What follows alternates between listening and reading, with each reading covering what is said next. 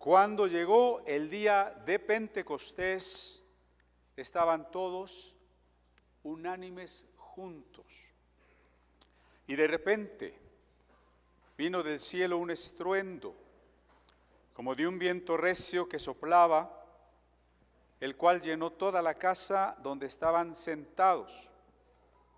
Y se les aparecieron lenguas repartidas como de fuego, asentándose sobre cada uno de ellos, y fueron todos llenos del Espíritu Santo, y comenzaron a hablar en otras lenguas, según el Espíritu les daba que hablasen. Cuando llegó el día de Pentecostés, antes que la celebración cristiana del descenso del Espíritu Santo, Pentecostés era una fiesta judía. Por eso dice, cuando llegó el día, vamos a parafrasear, cuando llegó el tiempo, se cumplió el día para celebrar la fiesta judía de las cosechas y de que Dios entregó la ley en el Sinaí, que en hebreo se llama Shavuot, plural de 7, sietes, porque Pentecostés en griego, pente, 5 o 50, 50 días o 7 semanas. En hebreo Shavuot, 7, en griego 50. 50 días después de otra fiesta judía que se llamaba la Pascua, llegó el día de Pentecostés, fiesta de cosecha de cebada y de trigo y fiesta de conmemoración de la ocasión gloriosa en que Moisés subió a la montaña y Dios le entregó aquellas 2 tablas de piedra con las 10 palabras. Ese es el Pentecostés. El Evangelio de Lucas y el libro de los Hechos son una historiografía, es decir, son la escritura, el registro gráfico de una historiografía. ¿Por qué Lucas tiene esta inquietud y este deseo de comunicar el Evangelio como un historiador? Y si nosotros comparamos los escritos de Lucas con la literatura historiográfica grecorromana de su época, vamos a ver que cumple todos los parámetros del tiempo, de lo mejor de su literatura. Lucas tiene una intención: mostrarnos que el tiempo pertenece a Dios. Este transcurrir, esta dimensión en la que los seres humanos existimos, en la que estamos deviniendo el tiempo, es una categoría que le pertenece a Dios. En el concepto hebreo, el tiempo era muy importante. Si ustedes se fijan en Génesis 1, dice que Dios dijo sea la luz, y fue la tarde y la mañana el primer día, ¿no? Todavía no hay sol, luna y estrellas, porque esos aparecen el 4.º día, pero se dice que ya sucedió el primer día. Claro, esto es motivo de otra plática muy extensa. Lo único que quiero destacar ahora es que por encima de la materia y del espacio, al Génesis le interesa el tiempo. En el principio, tiempo. Tarde y mañana, primer día, tiempo. A Dios le pertenece el tiempo. Dios es el Señor del tiempo. Y eso significa que la categoría en la que Dios se ha revelado, la dimensión en la que Dios ha hablado, es el tiempo, es la historia. Nosotros como cristianos y también los judíos, incluso los musulmanes, no tenemos, no deberíamos tener, piedras sagradas, árboles sagrados, astros sagrados o personas divinizadas. Solamente Dios se ha manifestado en la historia.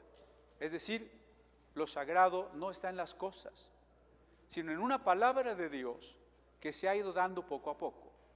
una palabra que se le dio a Abraham, que se le completó a Jacob, que se hizo más clara con los profetas, que se hizo más clara con los sabios y más clara con los apóstoles, ¿no?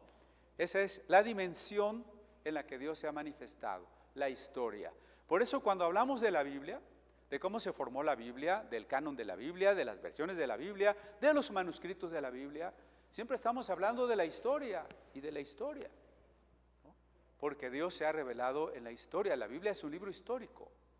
Pero lo más maravilloso es cuando Dios, como ser eterno, que no transcurre en el tiempo, Dios no está pasando del pretérito al futuro, Dios es eterno, presente eterno, se hace humano y entra en el tiempo. Dios eterno entra en la historia y se revela en la historia. El Verbo se hizo carne, ¿no? Jesús se hizo humano. Y ahora vamos a ver que Lucas registra el caminar de Jesús en la historia, y en el momento que Jesús vuelve a la dimensión eterna, Jesús sigue presente en la tierra a través de los creyentes. El tiempo de la manifestación de Jesús y del reino de Dios es a partir de la ascensión, la iglesia de Cristo. Nosotros somos el cuerpo, somos Jesús en la tierra. No estoy diciendo que en sentido estricto nos divinizamos y somos Jesús, ¿no? Que Jesús vive en nosotros y somos la expresión de Él en este mundo. Así que, ¿cómo está Jesús en nuestro tiempo ahora, aquí presente? Por el Espíritu Santo. Cuando el Espíritu Santo desciende, la historia se vuelve también escatología. Escatología es la dimensión de las cosas futuras. Cuando hablamos de la muerte, de qué pasa con nosotros después de la muerte, de cuando venga Jesús, de la resurrección del cuerpo, o temas como el infierno, etcétera, etcétera, son temas de escatología, el futuro. Y yo lo que estoy diciendo es una paradoja. Hoy vivimos la historia, que es pasado, en la dimensión escatológica, que es futuro. Esa es la iglesia. Porque estamos viviendo la herencia de los profetas y de los apóstoles, la obra que Cristo ya ha hecho. Esto es historia. Pero también escatología, porque la dimensión eterna a través del Espíritu Santo ya está presente con nosotros. Así que cuando llegó el día del Pentecostés, está diciéndonos, a partir de este momento comienza la iglesia. A partir de este momento Jesús está presente en el mundo de una manera nueva, a través de nosotros. A partir de este instante, la historia se está convirtiendo en reino de Dios. A partir del instante del Pentecostés, la historia es también escatología presente. Y entonces, ¿qué es o qué era esa fiesta del Pentecostés? Antiguamente era una fiesta del pueblo, de los pueblos que habitaban Canaán. Cuando los hebreos eran nómadas, no celebraban una fiesta de cosechas porque no sembraban, ¿no? Cuando los hebreos van cuidando ovejas y cabras de un lado a otro, no pueden sembrar porque no se quedan en un lugar. Así que no era una fiesta de ellos. Cuando ellos arribaron a Canaán, se dieron cuenta que por ahí del mes de mayo, junio, maduraban algunos de los granos que se habían sembrado y se recogían los primeros granos. Y que los pueblos que habitaban Canaán tenían una fiesta, pues digamos, pagana, porque ellos creían que, por ejemplo, Baal era el dios de la fertilidad y de las lluvias y que a él le debían que hubiera comida. Entonces se dieron cuenta que los pueblos celebraban esta fiesta. Pero digamos que el judaísmo y el cristianismo tenemos desde el mensaje divino la posibilidad de transformar la cultura y de resignificar muchas de las cosas que nos rodean. Así que los hebreos llegados a Canaán comenzaron a darle un nuevo sentido a la fiesta del Pentecostés. Ya no adorando al Dios de la tierra y al Dios de la lluvia, sino adorando a Dios como el proveedor de la comida, ¿no? Como dice el Salmo 104, que alabemos a Dios porque Él nos ha dado el trigo, nos ha dado el pan que nace de la tierra, el vino que alegra el corazón del hombre, porque Él da la comida a los leones y a los animales, todo a su tiempo. Entonces, desde esta nueva perspectiva teológica, los hebreos empiezan a celebrar también la fiesta del Pentecostés. Con el paso del tiempo, se hace una tradición de los escribas de cuánto tiempo pasó entre la salida de Egipto y la llegada al Sinaí. Y se dice 7 semanas. Entonces la fiesta del Pentecostés va a tener otro significado teológico más, que es recordar, como decía yo hace un momento, que Dios habló con Moisés en la montaña y que le entregó las 10 palabras escritas en piedra. En aquel entonces, si se escribía en tablillas de barro. Se han encontrado grandes bibliotecas, grandes entre comillas, pero sí de miles de tablillas. Digo, no son libros enteros, pero son miles de tablillas en la zona de Mesopotamia. Bibliotecas, por ejemplo, de un gran rey que se llamó Asurbanipal. Después de escribir en tablillas de arcilla, se escribía también en papiro. Pero estos dos materiales, los pedacitos de barro o el papiro, que es de planta, fácilmente se rompen, se gastan, se desaparecen. Lo escrito en piedra permanece.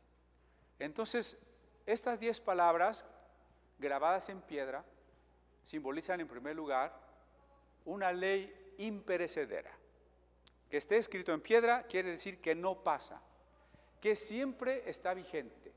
Por ejemplo, no matas o no matarás, no robarás, no darás falso testimonio, no adulterarás. ¿Está vigente? ¿Ha estado vigente siempre? ¿Debería estar vigente en todas las constituciones y leyes? Claro. La mayor parte de las constituciones modernas tomaron principios de la Biblia, ¿no? La Constitución americana, los derechos de la Revolución Francesa y de ahí nuestras otras constituciones. Entonces lo que significa que Dios entregó las 10 palabras es que estos mandatos que ya existían de alguna manera, porque hay tablillas también con códigos parecidos en Mesopotamia. El código de Hammurabi, por ejemplo, tiene las mismas cosas. Pero lo que están haciendo los hebreos es darle este nuevo sentido teológico. ¿A partir de dónde surge la ley imperecedera? De que somos propiedad de Dios y que Dios es nuestro Redentor. ¿Recuerdan cómo comienza Éxodo 20? Yo soy Jehová tu Dios, o sea, yo soy tu dueño, que te sacó de tierra de Egipto, es decir, soy tu Redentor, de casa de servidumbre. Por tanto, y luego el mensaje monoteísta, no tendrás otros dioses fuera de mí, ¿no? Entonces, ahí hay una resignificación, una completud de estas leyes conocidas en el Medio Oriente, dadas en piedra y escritas por el dedo de Dios, que son símbolos de su procedencia y origen divino y de su absoluta permanencia. Ustedes van a decir, hermano, pero ya se fue al Éxodo y estábamos en Hechos. Ahorita vamos a ver por qué. No es en balde, ¿sí? Solo déjenme decirles que en estricto sentido no son mandamientos. Es más correcto decirle decálogo, 10 palabras, no 10 mandamientos. ¿Cuál es la diferencia? Que no está en imperativo. Dice no mates o no matarás. Claro. dice, no honres imágenes o no venerarás imágenes, o no honrarás imágenes. No está en imperativo, quiero decir, ¿sí? Está en un indicativo futuro. ¿Eso qué quiere decir? Que estas 10 palabras no son 10 mandamientos que si cumplimos nos vamos a salvar. No son eso. No son eso. Si no paso de aquí, no me importa. Pero esto es importante, ¿sí? Porque la mayoría de las personas piensan que portándose bien se van a salvar, ¿no? Si ustedes le preguntan por ahí en la calle, oiga, ¿qué necesito para ir al cielo? Pues ser buena persona. Alguna vez les comentaba que hasta había un canto de rock and roll de los 60, ¿no? Al que se le muere la novia y dice, tengo que ser bueno para estar con mi amor, o sea, para irme al cielo, como ella era tan buena, se fue al cielo, ¿no? Entonces, no se trata de ser buenos para ir al cielo, no, no, no, no y no, aunque sea la creencia más difundida. Porque cuando Dios sacó a Israel de Egipto, ya los había salvado.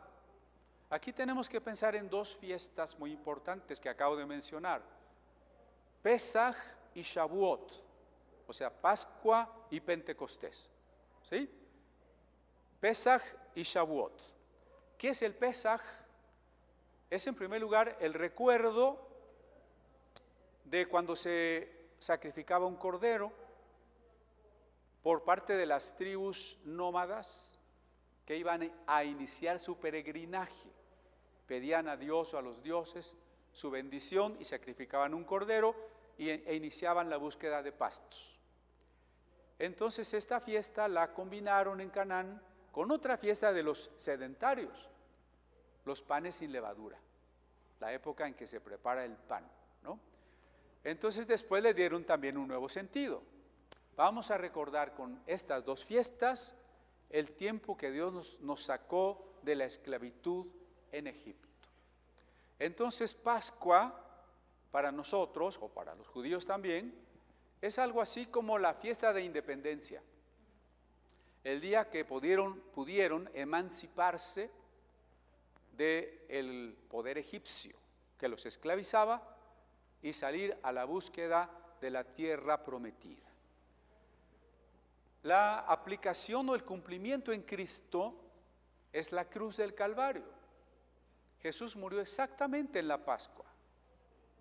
Jesús fue sacrificado en la misma fecha que se sacrificaba al Cordero de Pascua. ¿Es casualidad? No es casualidad. Tampoco son fiestas divinas.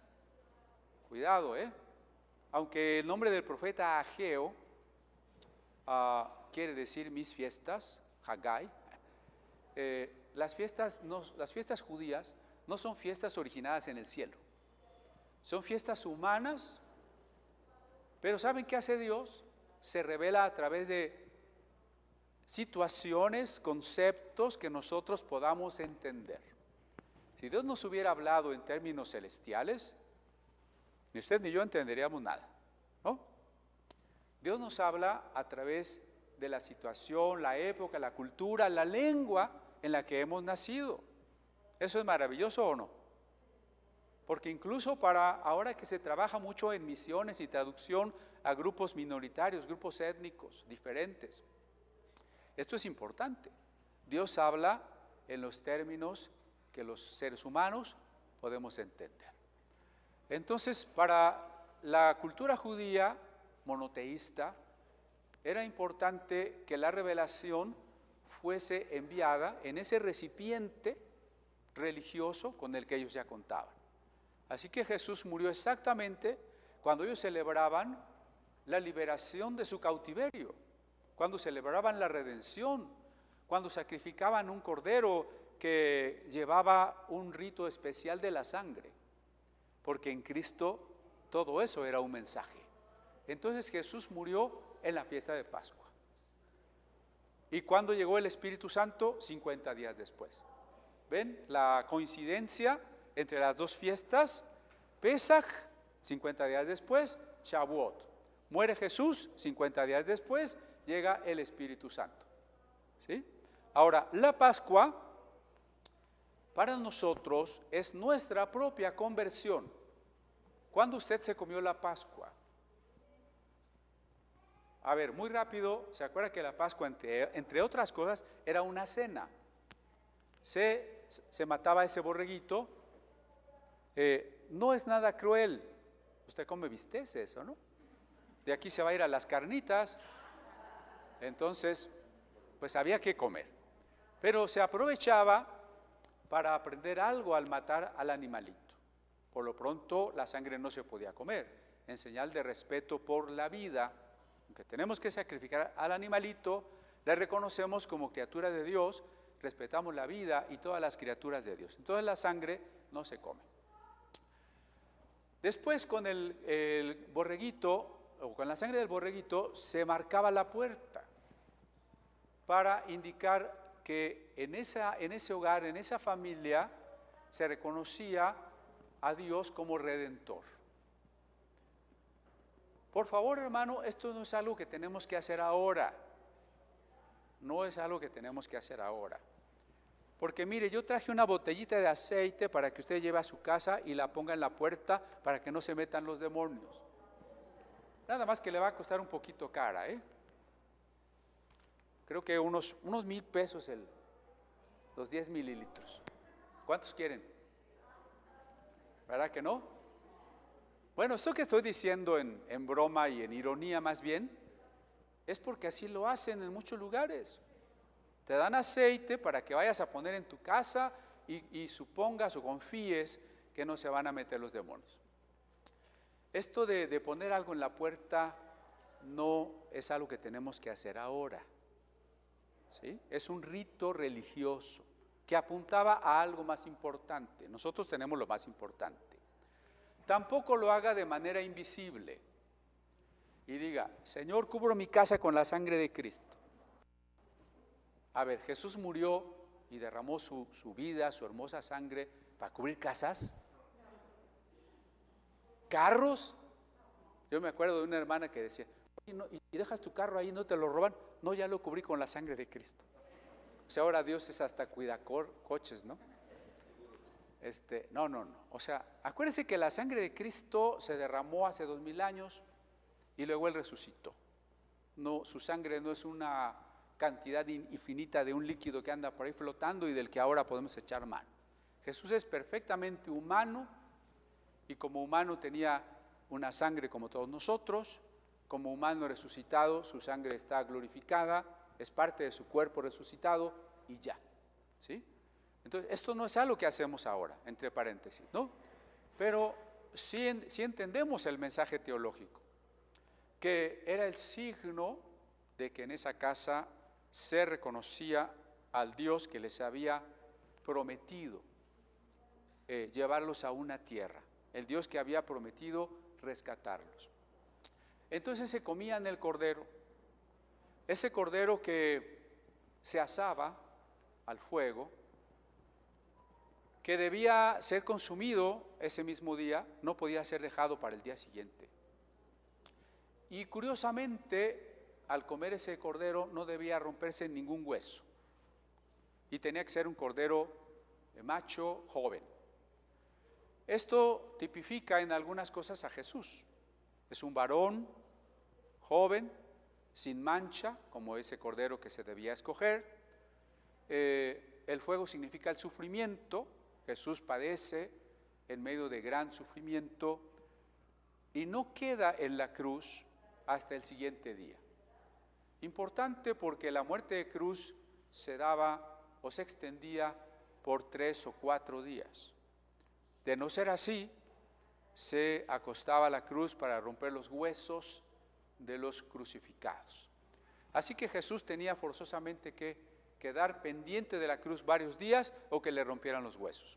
¿Cuál de las dos cosas sucedió? Ninguna, porque estaba tipificado en ese cordero pascual. Entonces todo esto ilustra cuándo es nuestra Pascua, cuándo nosotros nos comimos al cordero, cuándo quedamos bajo la protección de la sangre de Cristo, simbólicamente hablando, es decir, bajo la bendición de su vida ofrecida. ¿Cuándo? Es pregunta.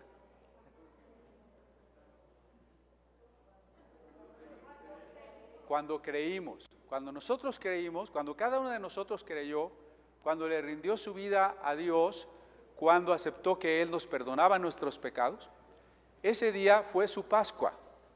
¿Sí? Esa es nuestra Pascua. ¿Qué sigue después de nuestra Pascua? ¿Qué pasó después de la Pascua? Salieron de Egipto. ¿Y qué marcó su salida de Egipto? ¿Se acuerdan cuando menos de la película, si no han leído la Biblia? ¿Sí? ¿Qué marcó su salida de Egipto? El paso por el mar. Entonces, una vez que decimos, he creído en Jesús, creo que Dios me ha perdonado mis pecados por puro amor, sin nada a cambio, ¿qué sigue? El bautismo en agua, nuestro paso por el Mar Rojo. Y de ahí vamos al Sinaí, que no es el Sinaí. Ahorita vamos a ver por qué el Sinaí ya no es el Sinaí, ¿sí? Pero vamos a nuestro Shavuot, a nuestro Pentecostés.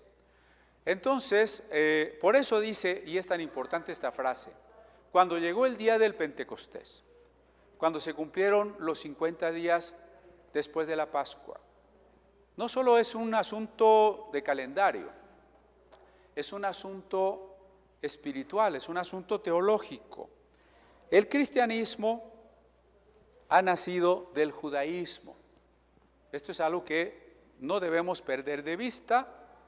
La iglesia cayó en el antisemitismo en muchas épocas. Fue la iglesia la que mandó a los judíos a vivir en guetos aparte. La iglesia la que realizaba los pogroms, o sea, expulsión y linchamiento de judíos de una ciudad. La iglesia fue la que les obligaba a llevar una estrella amarilla o les prohibía participar en ciertas profesiones. En el Imperio Español, en 1492, los reyes Fernando e Isabel, por consejo de Tomás de Torquemada, primer gran inquisidor, ordenaron a todos los judíos salir del Imperio Español, lo que conocemos como la expulsión de los judíos. Muchos se quedaron y fueron juzgados, martirizados o quemados por la Inquisición, también en Nueva España. Uno de los últimos brotes más fuertes que heredaron esta manera de pensar la tuvieron los alemanes del régimen nacional socialista con el holocausto de 6 millones de judíos. Es decir, el cristianismo olvidó su raíz judía, ¿no?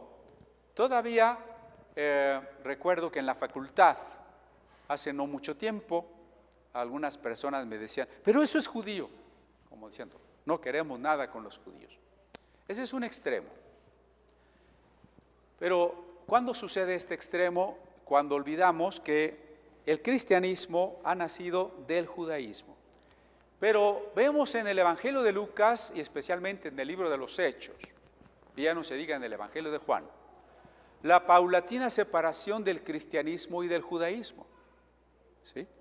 Porque el otro extremo es decir, no, los cristianos están desorientados, los cristianos están equivocados, tenemos que regresar a ser judíos.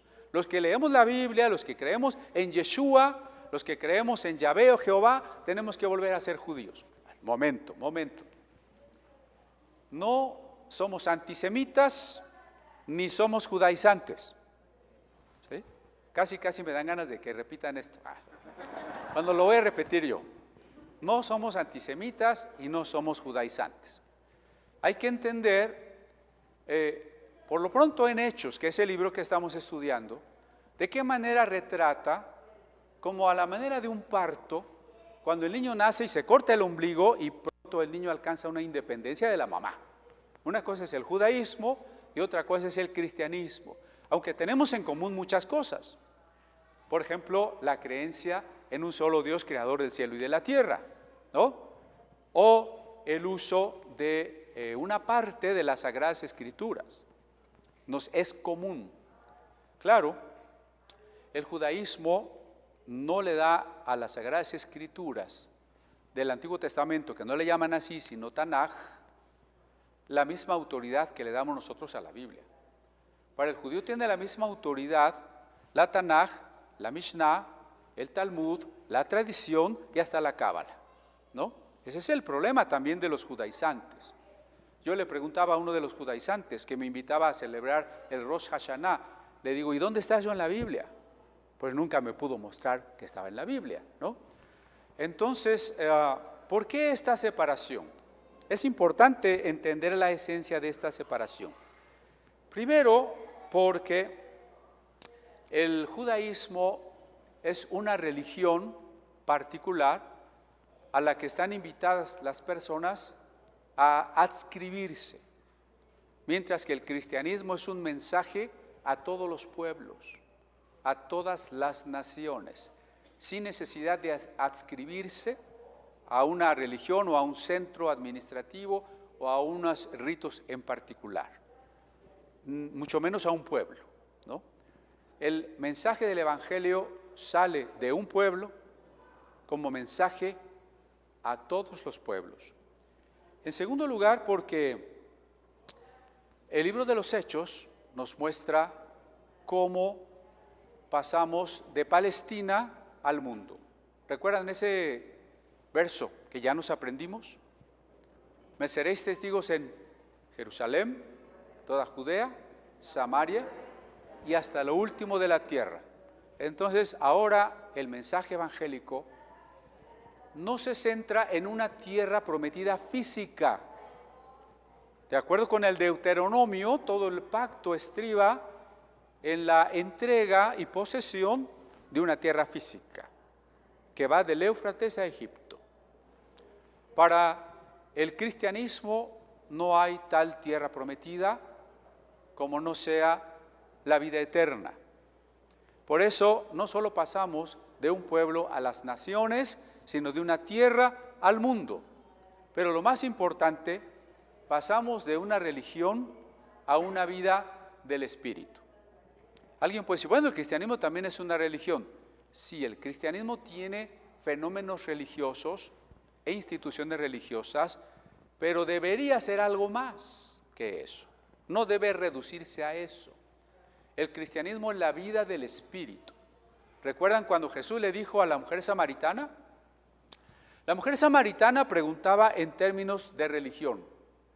¿Dónde debemos adorar? ¿En este monte Garizim de la religión samaritana, del Pentateuco samaritano? ¿O en Jerusalén de la religión judía, del Pentateuco judío? Y Jesús le dice, ni aquí ni allá. Son palabras revolucionarias de Jesús, que como judío tendría que haber dicho, no, el lugar es el templo de Salomón, porque el Deuteronomio dice que el templo de Salomón. ¿No es lo que tendría que haber dicho Jesús como judío? ¿Pero dijo eso? No dijo eso. Jesús dijo, no es importante este templo, tampoco es importante el otro templo judío. A Dios hay que adorarlo en espíritu y en verdad.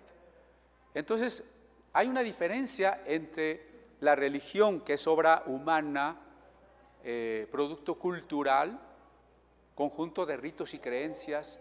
Hay una diferencia con una vida de Dios en nosotros. Sí, ninguna religión puede otorgarme la vida de Dios en nosotros. Sí tenemos una religión, repito, pero el cristianismo trasciende el aspecto religioso. Por eso les he insistido, nosotros no tenemos días sagrados, ni lugares sagrados, ni cosas sagradas, ni personas sagradas. Cristo es el Señor de todo lugar, de todo momento y de toda persona, ¿no? La santidad se ha extendido a la dimensión total y absoluta de la persona, porque trascendemos del judaísmo, que es una religión particular, a una religión que no se reduce a ello, sino que tiende o anhela la vida del Espíritu, la vida en el Espíritu. Por eso el Pentecostés es tan importante. Estaba leyendo algún comentario a los Hechos de una persona con doctorado, con manejo de lenguas, que consultó chorrocientos comentarios. Y yo decía, pero no llega a decir que se trata de la vida en el Espíritu. Si no se trata de la vida en el Espíritu, estamos perdidos, ¿no? El cristianismo, sin vivir controlados, guiados, en comunión absoluta con el Espíritu Santo, si no es así, no es cristianismo. Es una caricatura de cristianismo. Es un cristianismo fracasado. Suena fuerte, ¿no? Pero en algunos momentos de la vida hemos experimentado vivir la vida cristiana en nuestros propios recursos. ¿Y qué nos ha pasado? Todo es gris, todo es fracaso. Deserción, porque ya me cansé de querer hacer algo que no puedo hacer, de querer portarme de una manera que nunca puedo lograr. Ya me cansé. Ya me cansé de que me digan, de que me pongan reglas. Claro, y eso es normal. Cualquiera se cansa. El cristianismo tiene que ser una vivencia, una comunión, una rendición al Espíritu Santo. Si no es eso, es aburrimiento, es fracaso, es ritualismo, es rutina y todo lo que ustedes quieran, ¿no? Y esa es una de las razones por las que mucha gente no quiere ir a una iglesia. Claro, no es la única razón, ¿eh? Creo que la mayoría de la gente no quiere ir a una iglesia porque no quiere algo con Dios. Está muy cómoda como está viviendo, eso es un hecho. Pero hay gente que podría venir y no viene porque dice, pues ahí son bien aburridos, bien legalistas, todo prohíben, ¿o no? Me duermo con sus aleluyas del coro, ¿verdad? ¿Sí? Entonces no viene. ¿Y cuáles son las iglesias más llenas? Pues las que dan emociones, sensaciones, conciertos rock and rolleros de 2 horas, gratis, ¿no? Mejor voy allá, ¿sí? El cristianismo se tiene que vivir lleno del Espíritu Santo, si no, no hay. Por eso este libro es tan importante y este capítulo es tan importante. Cuando llegó el día del Pentecostés, ¿qué sucedió? Dice, vino del cielo un estruendo como de un viento recio que soplaba, el cual llenó toda la casa donde estaban sentados. En otras palabras, es un relato de sincresis, es decir, una síntesis de lo que ha acontecido en otros momentos de la revelación, para mostrar la continuidad entre lo que Dios ha hecho y lo que Dios está haciendo ahora. Si se fijan, la manifestación de Dios en aquella casa de Jerusalén, en ese día, es igual a lo que sucedió en la montaña del Sinaí. Cuando llegaron a la montaña del Sinaí, habría truenos, relámpagos, nubes que cubrían la montaña. La voz de Dios era atronadora. Su presencia era como un viento que pasaba, viento potente. Entonces en el Pentecostés se dan las mismas manifestaciones del Sinaí. ¿Por qué? Porque si la Pascua judía, ese rito de comerse un borrego, ahora ya no lo practicamos así, porque ese rito señalaba, apuntaba a la muerte de Jesús. Cuando Jesús murió, la Pascua se cumplió. Usted ha visto que en nuestra iglesia celebremos la fiesta de Pascua. Hemos llegado a representarla, que es diferente, pero no la celebramos como si todavía Jesús no hubiera venido, ¿verdad? ¿Por qué? ¿Y por qué no le damos tanta importancia? Porque Jesús fue nuestra Pascua. ¿Cuál fue nuestro Pentecostés o nuestra entrega de la ley? Hagamos esta equivalencia. Dios entregó la ley en el Sinaí, los 10 mandamientos. Cuando yo leo los 10 mandamientos en tablas, bueno, ya no tenemos las tablas, al igual que todos los originales de la Biblia, ya no existen. Pero gracias a Dios, a través de las copias, se fue transmitiendo el mismo mensaje, aunque los primeros soportes de escritura se envejecían y desaparecían. El mensaje seguía copiándose y aquí está.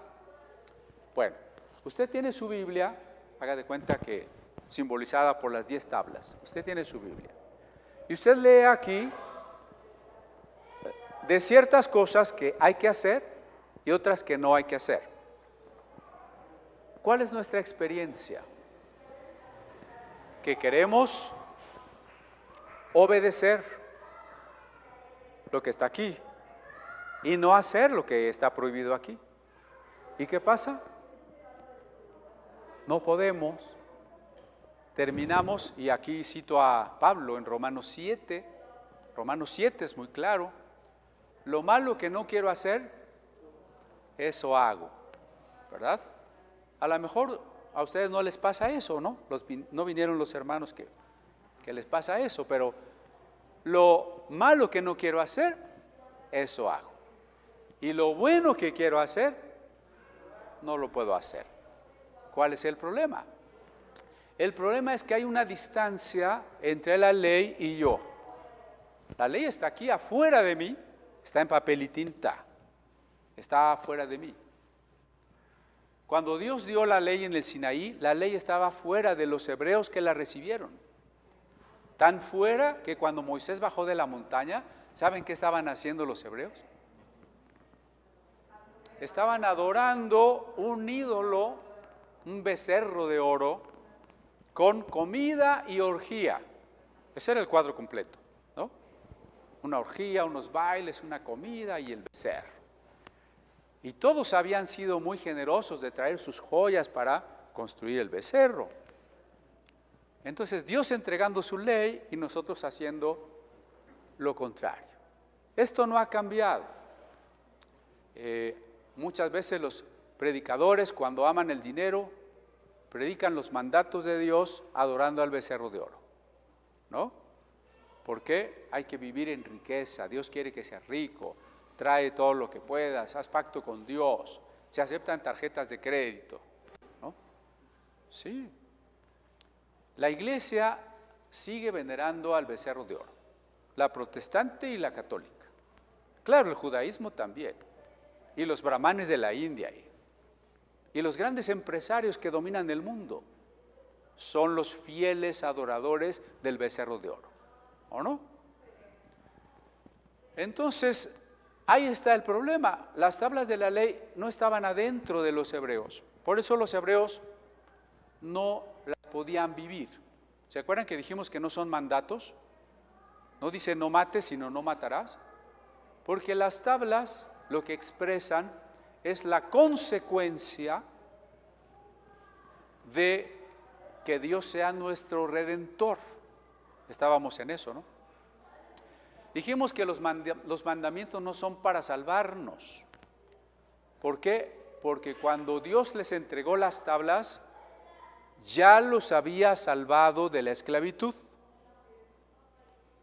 Cuando Dios les entregó los mandamientos, acá 50 días después, ya los había salvado de la esclavitud 50 días antes.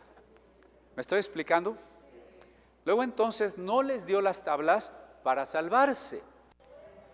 Sí la ley, sí los mandamientos, sí el Pentateuco, Torá, ley de Moisés. Ese Pentateuco que usted tiene en sus Biblias es la ley de Moisés, es la Torá. Porque una hermana que tenía 40 años en la iglesia ya andaba coqueteando con los judaizantes, ya andaban seduciendo. Y llega a preguntarme si no tenemos una Torá en español.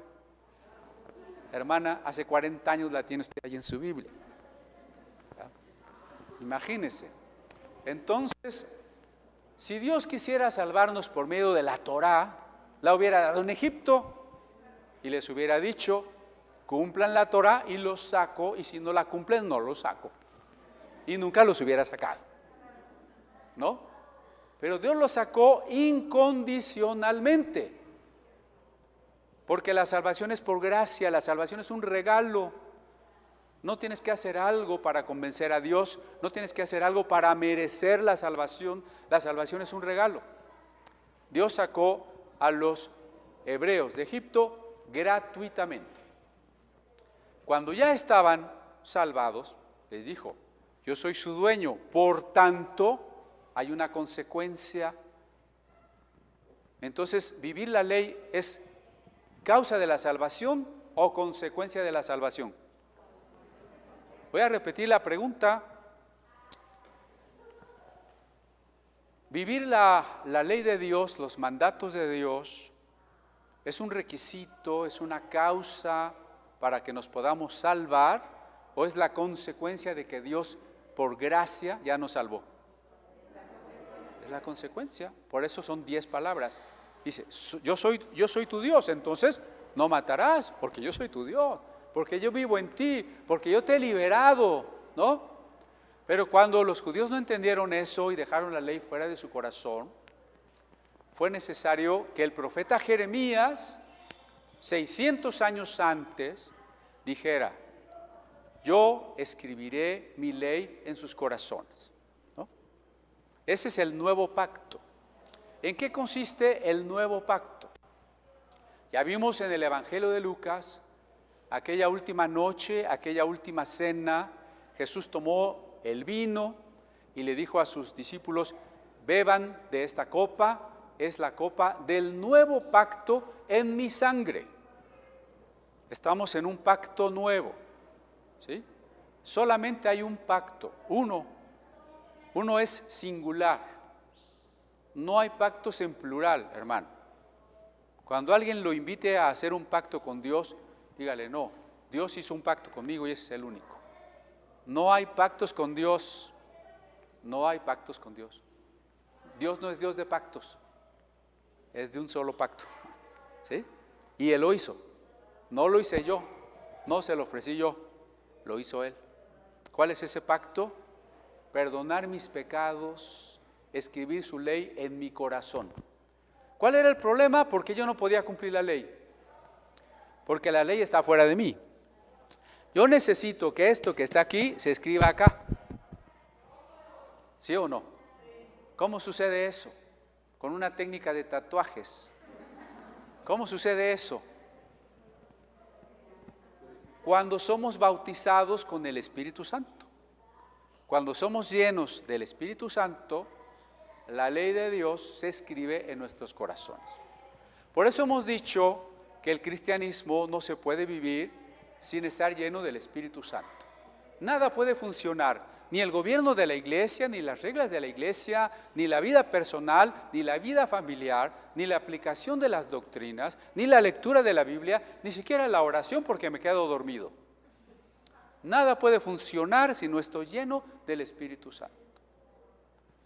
Por eso no fue solamente sacarlos de Egipto, fue entregarles una ley para que los distinguiera como pueblo de Dios, para que cuando llegaran a la tierra que Dios les había prometido, vivieran de una manera diferente a todos los pueblos.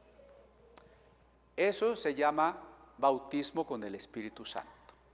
¿Notan cómo dice: y me seréis testigos? Porque vamos a vivir una vida diferente a todos los pueblos. ¿Por qué? Por el Espíritu. Porque en esta escatología presente, los discípulos estaban preocupados por la escatología simple. ¿Cuándo, Señor, volverás? ¿Cuándo restaurarás el reino? ¿Cuándo nos vas a dar esos tronos que nos prometiste? Y Jesús cierra la posibilidad de esa escatología futura, política, y les centra en el concepto de una escatología presente. El reino de Dios sí ha llegado, puesto que el Mesías ha aparecido. El reino de Dios ha llegado, pero el reino de Dios es espiritual. Y comienza a establecerse desde el interior de las personas.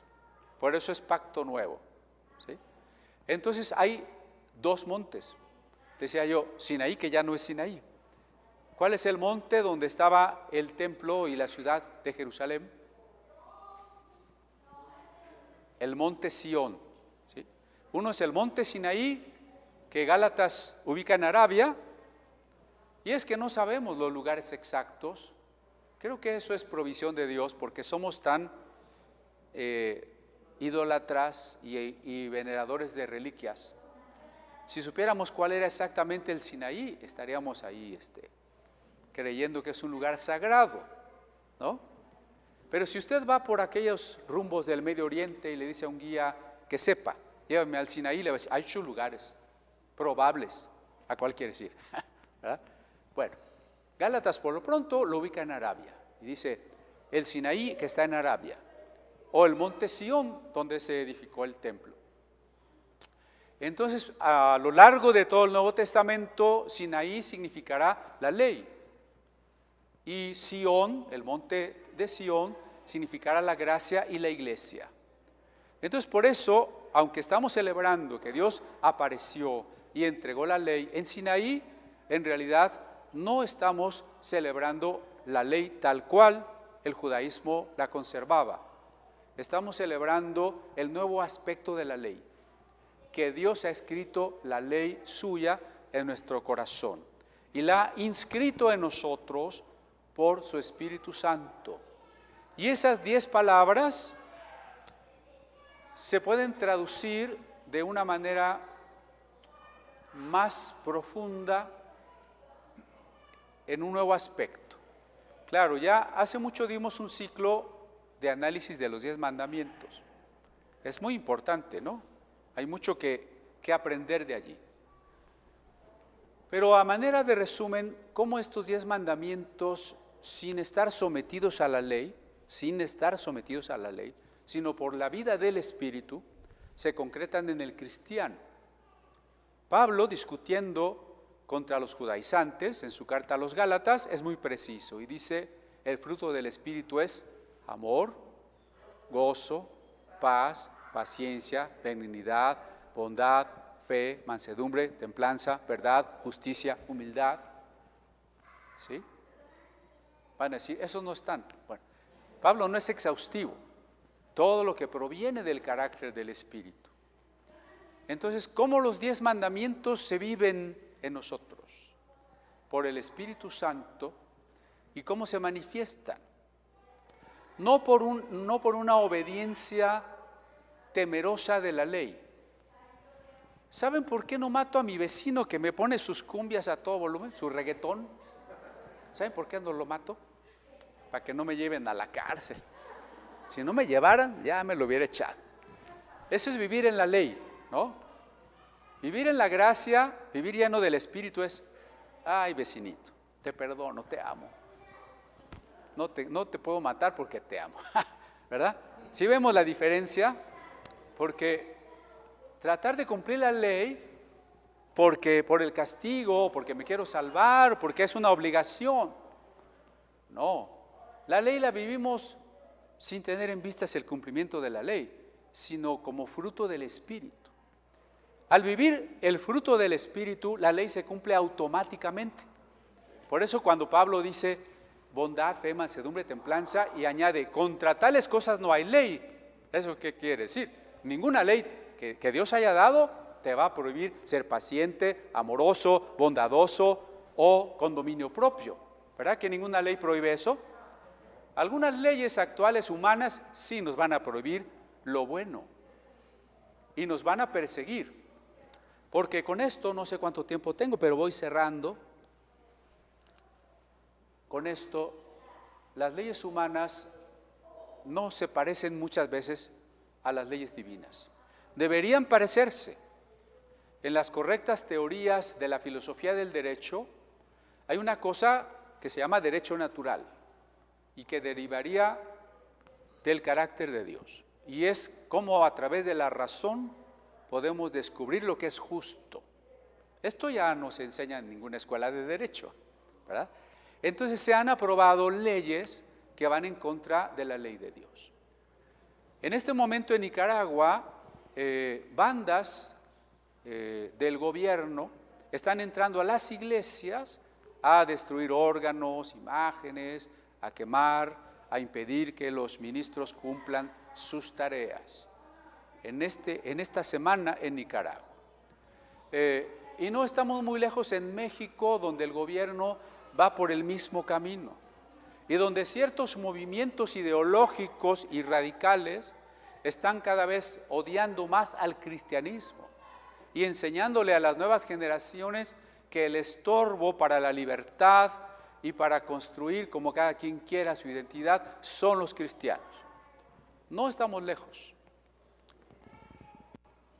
Cuando estos apóstoles y discípulos, estos 120 y luego la multitud de convertidos, fueron llenos del Espíritu Santo, no pasaron más de 5 años y comenzó la persecución.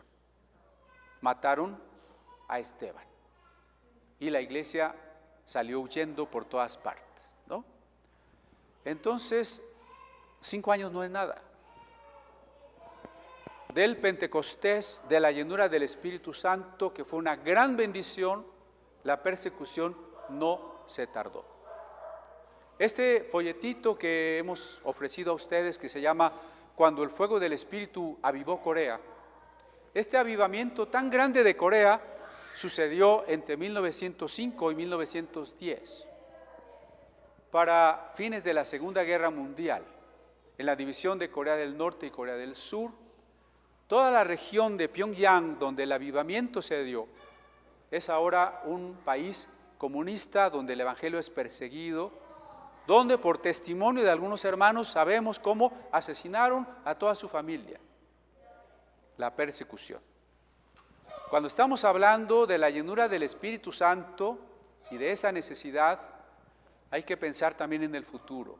Si cuando venga la persecución no estamos llenos del Espíritu Santo, ¿cómo la vamos a enfrentar? ¿Cómo la vamos a soportar? ¿Vamos a preferir vivir cómodos? ¿Nos va a ganar el miedo? ¿Nos va a ganar la tentación de decir, yo ya no soy cristiano? ¿Estamos preparados para perder casa, para perder libertad, para perder familia, para perder la vida? Solo se puede vivir y estar dispuesto si ahora buscamos nuestro Pentecostés. Hasta aquí vamos a dejar nuestro análisis, ¿no?